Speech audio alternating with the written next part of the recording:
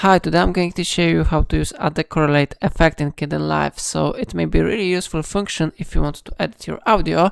So if you want to apply this effect, you need to drag and drop your video to the timeline. And after that, you need to go to Effects tab. And here on the search field, you need to type something like Adecorrelate.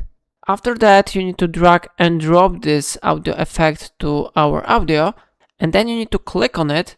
And after that, on the effects and composition stack settings, you will see here this effect. So if you want to modify this audio, you need to increase or decrease average stages. If you want to increase this value, you need to move the position of the slider to the right side. But if you want to decrease this value, you need to change the position to the left side. So for example, I will set it on the 13th. And of course, you can modify average speed. Everything depends on your preferences. And now I will play my audio to show you how it works. So let's click the play button. It is audio and video simple track special for tutorials. 1, 2, 3, 4, 5 test. So how you see, we can listen here special type of the robotic voice. So this effect will let you to create this type of the voice. If I helped you to do it, remember to like this tutorial and subscribe my channel. Please let me know in comment if it's of your problem.